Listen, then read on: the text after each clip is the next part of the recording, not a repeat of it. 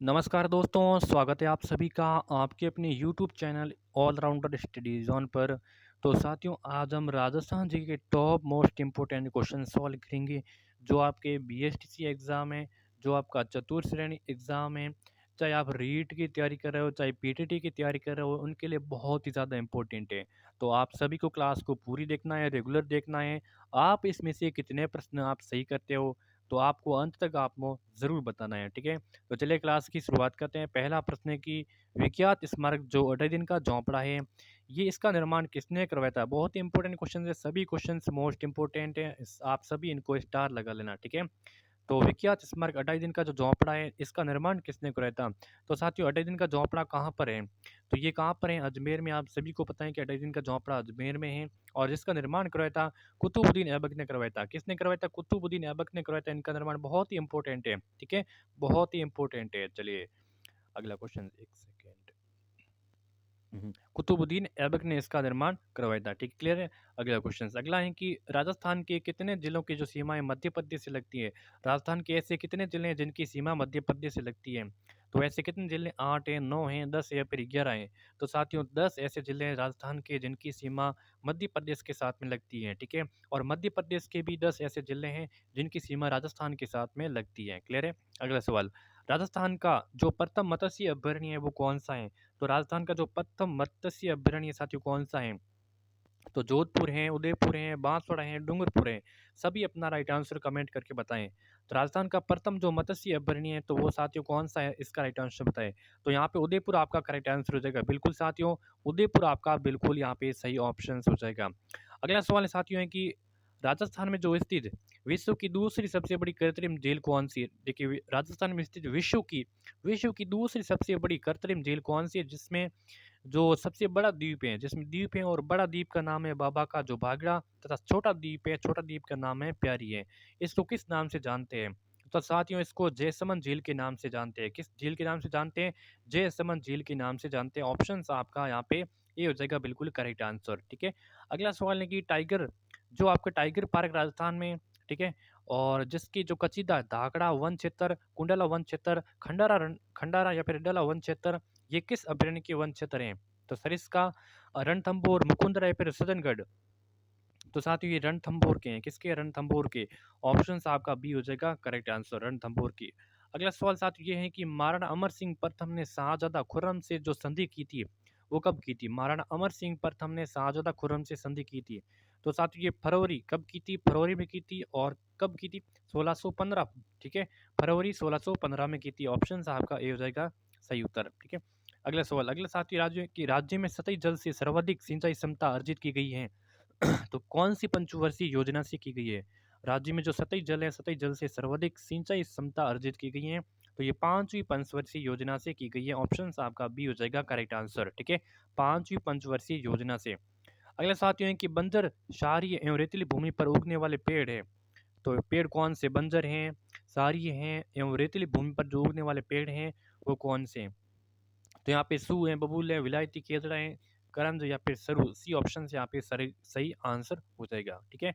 अगला है कि ट्रेंस कमीशन का संबंध किससे है साथियों, बताइए। ट्रेंस कमीशन किससे संबंधित है? तो ट्रेंस कमीशन का संबंध अलवर किसान आंदोलन से, मेयो किसान आंदोलन से, जाट किसान आंदोलन से या फिर बेंगू किसान आंदोलन से? तो ट्रेंस कमीशन का जो संबंध है ये साथियों बेंगू किसान आंदोलन से है। किससे? बेंगू किसान आंदोलन से है। ऑप्शन यहाँ पे आपका डी करेक्ट आंसर हो जाएगा, क्लियर है? अगला सवाल, अगला साथियों है कि बीकानेर रियासत के किस शासक ने अकबर के नागौर दरबार में उपस्थित होकर उनकी अधीनता है वो स्वीकार की थी? नागौरी दरबार कब हुई थी? 1570 में हुई थी, ठीक है? कहाँ पर हुई थी नागौरी दरबार? नागौर में अकबर ने इसकी दरबार के आयोजित कराई थी, ठीक है? अब बात कराएंगे बीकानेर रियासत के किस शासक ने अकबर की अधीनता को स्वीकार किया था? तो किया था किसने? राव कल्याणमल ने। राव कल्याणमल ने। ऑप्शन आपका डी करेक्ट आंसर हो जाएगा, कल्याणमल ने, ठीक है, क्लियर है? अगला है कि राजस्थान सीमा पर स्थित भारत पाकिस्तान की अंतर्राष्ट्रीय सीमा का नाम बताना है। भारत और पाकिस्तान की अंतर्राष्ट्रीय सीमा का नाम रेड लिफ्ट है, डुरंड है, मैकमोन है या फिर रेड क्लिप है? तो सभी को पता है कि रेड क्लिप है। कौन सी है? रेड क्लिप है। ऑप्शन से आपका डी करेक्ट आंसर हो जाएगा। अगला साथी, एक वर्धमान विद्यालय की स्थापना अर्जुन लाल सेठी ने अर्जुनलाल सेठी ने नए क्रांतिकारी को प्रशिक्षण देने हेतु कहाँ पर की गई थी? वर्धमान विद्यालय की स्थापना अर्जुनलाल सेठी ने नए क्रांतिकारियों को प्रशिक्षण देने हेतु कहाँ पे की गई थी? इसका राइट ऑप्शन क्या हो जाएगा? अजमेर है, जयपुर है, कोटा या फिर उदयपुर। तो साथियों ये की गई थी जयपुर में। कहाँ पर? जयपुर में की गई थी। ऑप्शन आपका बी, जो वर्धमान विद्यालय, ठीक है, वर्धमान जो ओपन खुला विश्वविद्यालय वो नहीं, वर्धमान विद्यालय जिसकी अर्जुनलाल सेठी ने स्थापना की थी, तो वो की थी जयपुर में की थी। ठीक है, अगला सवाल है कि 23 दिसंबर 1912 को लॉर्ड हार्डिंग पर वर्धमान विद्यालय जयपुर के छात्र ने बम फेंका था, तो वो कौन थे? तो जसवंत सिंह थे, माणकचंद थे, जोरावर सिंह थे या फिर जयचंद थे। 23 दिसंबर की बात है 1912 को लॉर्ड हार्डिंग पर वर्धमान विद्यालय जयपुर के छात्र ने बम फेंका था, तो वो थे, इसमें से कौन थे? तो साथ ही वो थे आपके जोरावर सिंह। ऑप्शन आपका सी हो जाएगा सही आंसर। क्लियर है? चैनल को सब्सक्राइब करें, नोटिफिकेशन प्रेस पे ऑल पे क्लिक करें। वो जिला जिसकी सीमा चित्तौड़गढ़ जिले से नहीं लगती है, इसमें से किस की सीमा चित्तौड़गढ़ के से नहीं लगती है? कोटा की, बूंदी की, भीलवाड़ा की या फिर झालावाड़ की? बताइए। तो यहाँ पे कोटा की लगती हैं, बूंदी की लगती हैं, भीलवाड़ा की लगती हैं, झालावाड़ की नहीं लगती हैं। ऑप्शन आपका डी सटीक आंसर हो जाएगा। ठीक है, अगला है कि कौन सा नाम चंबल नदी का उपनाम नहीं है? तो चंबल नदी का यहाँ पे उपनाम नहीं है, तो चरमवती है, कामधेनु है, नित्य नदी है या फिर वशिष्ठी है? तो वो आपका कौन सा हो जाएगा? जो चंबल नदी का उपनाम नहीं है, तो वो आपका वशिष्ठी हो जाएगा। ठीक है, तो ये तीनों हैं, ये हैं कामधेनु है, चरमवती है या फिर नित्य वाही नदी, ये तो इनके उपनाम है, लेकिन वशिष्ठी नहीं है। डी ऑप्शन आपका करेक्ट है। अगला सवाल क्या है? अगला है कि किस जिले में वो जिले अवस्थित है जिसका निर्माण बाढ़ राहत परियोजना के तहत अंग्रेज इंजीनियर फॉय के निर्देशन में हुआ था? हाँ, किस झील, वो मतलब झील कहाँ पर है? ठीक है, जिसका निर्माण कराया था बाढ़ राहत परियोजना के तहत अंग्रेज इंजीनियर फॉय के निर्देशन में, तो वो अजमेर में है। कहाँ पे है? अजमेर में। ऑप्शन आपका कौन सी झील है? फॉय सागर झील है, फॉय सागर झील है। सवाल अगला है कि राज्य का दक्षिणी पूर्वी पठारी पर भौतिक जो क्षेत्र है भारत के किस भौतिक विभागों के अंतर्गत आता है?